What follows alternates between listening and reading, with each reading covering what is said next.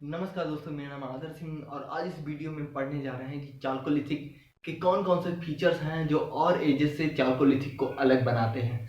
जैसा कि मैंने इसके फर्स्ट पार्ट में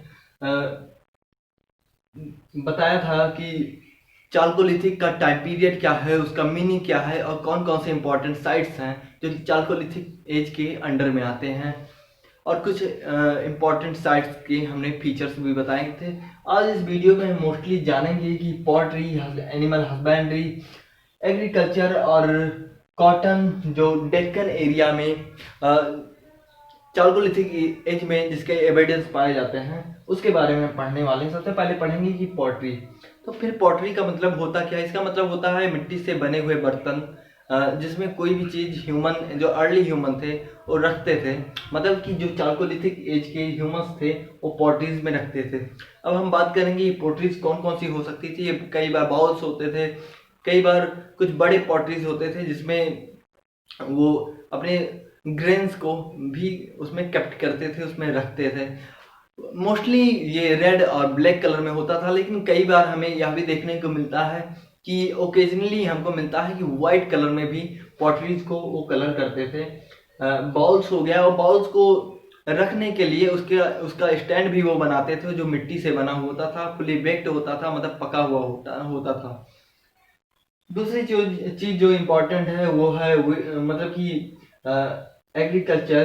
कि एग्रीकल्चर चाल्कोलिथिक में जो उभरा, कौन कौन से मेजर क्रॉप्स थे जो ह्यूमन बीइंग उगाते थे चाल्कोलिथिक पीरियड में। सबसे पहले है व्हीट, राइस, बाजरा। पल्सेस में है मसूर और ग्राम। ये इंडिया के नॉर्थ वेस्ट और साथ ही साथ ईस्टर्न और मिडिल इंडिया या फिर मिडिल इंडियन सब कॉन्टिनेंट में मिलता है इनके एविडेंस कि ह्यूमन बीइंग जो है चाल्कोलिथिक में इंडिया में ये सब कुछ जो अनाज है उसको उगाते थे। अब हम बात करेंगे कि एनिमल हस्बेंड्री, कौन कौन से एनिमल्स थे जिससे पे इंसान डोमिनेंट थे, जिसकी हस्बेंड्री करते थे।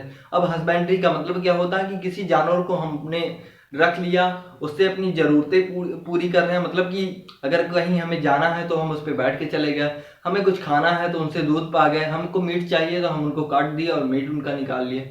और साथ ही साथ उनके भी ज़रूरतों का ध्यान रखें। ज़रूरत का मतलब उनके खाने का, उनके पीने का, उनको ठंड से बचाने का, उनको गर्म से दूर रखने का। ये सब कुछ चीज़ें हैं जिसको हम कह सकते हैं एनिमल हस्बेंड्री। अब कौन कौन से एनिमल्स थे उसमें थे गोट, काउज, उसके बाद डियर, कैमल्स, बफेलोज, और साथ ही साथ सिप का भी हमें वो फॉसिल्स मिलता है जिससे हमें पता चलता है कि चाल्कोलिथिक एज में लोग सिप, जैसे सिप, काऊ और गोट, इनके मीट को भी खाते थे और इनसे वो मिल्क निकालकर अपने डेली की ज़रूरतों को पूरा करते थे। मतलब कि वो एनिमल डोमेस्टिकेशन में इन जानवरों का इस्तेमाल करते थे। अब एक चीज और सामने आती है जो है कॉटन इन डेक्कन।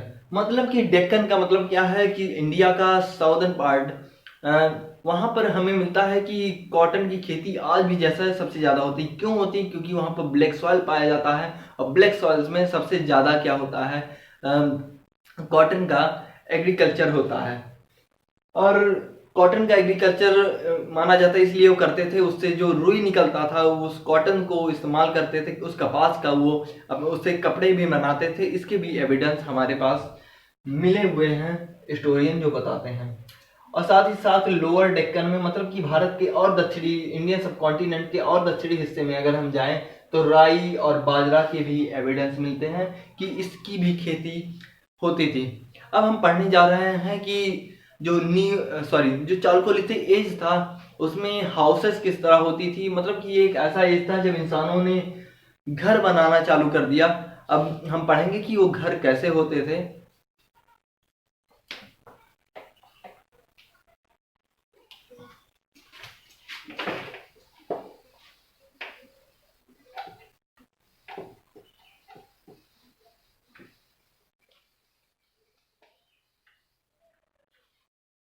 ओके, तो फिर हाउसेस।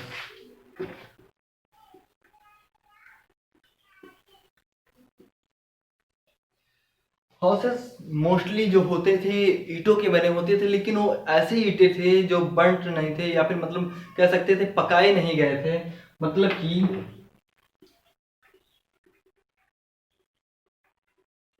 अनबर्न ब्रिक्स का इस्तेमाल करते थे लोग अपने घर को बनाने में। और इसके साथ ही साथ लार्ज हाउसेस का और स्मॉल हाउसेस के मतलब भी एविडेंस मिलते हैं। मतलब कि कुछ घर जो थे वो बड़े होते थे, कुछ छोटे होते थे। इसका मतलब था कि सोशल इनइक्वालिटी भी उस पीरियड में हम देख सकते हैं। कुछ घर मोस्टली रेक्टेंगुलर शेप में होते थे और कुछ सर्कुलर में होते थे। इनमें 4 5 6 ऐसे ही रूम्स हुआ करते थे। और जो इसके वॉल्स थे, मतलब कि हाउसेस के जो वॉल्स थे वो काउ डंक मतलब कि गोबर से जो है इस पर लेप किया जाता था। आज भी ईस्टर्न इंडिया में मोस्टली हम देख सकते हैं कि लोग घरों पे लिपाई करते हैं गोबर से। इससे क्या होता है कि मजबूत हो जाता है घर का पार्ट, जब वो क्योंकि वो कच्चे कच्चे मिट्टी के घर हुआ करते थे। ये एविडेंस हमको मिलते हैं कहाँ पर, चालकोलिथिक एज में। और साथ ही साथ लाइम स्टोन या फिर जिसको हम कहते सकते हैं लाइम, लाइम की भी पुताई मतलब कि चूना चूना चूना की भी पुताई के एविडेंस हमको मिलते हैं चालकोलिथिक एज में। अब हम बात करेंगे कि आर्ट और क्राफ्ट क्या था जो चालकोलिथिक को उससे पहले जो भी नियोलिथिक था या फिर पैलियोलिथिक से अलग बना देता है। सबसे इंपॉर्टेंट चीज है आर्ट और क्राफ्ट की। अगर हम बात करें तो ह्यूमंस ने स्पिनिंग और साथ ही साथ वीविंग भी चालू कर दिया था। मतलब कि कढ़ाई बुनाई का काम जो है स्टार्ट हो गया था। महाराष्ट्र में हमें क्लॉथ के एविडेंस मिलते हैं कि वहाँ पर जो लोग थे क्लॉथ की मैन्युफैक्चरिंग भी करते थे। जैसा हमने बताया कि कॉटन जो है वो डेक्कन पार्ट में कॉटन जो है उगाने लगे थे ह्यूमंस। उससे क्या होता था कि क्लॉथ भी बनाने लगे थे। ये आर्ट एंड क्राफ्ट का एक बड़ा एग्जाम्पल है। अब नेक्स्ट वीडियो में हम बात करेंगे कि ब्यूरियल्स जो चालकोलिथिक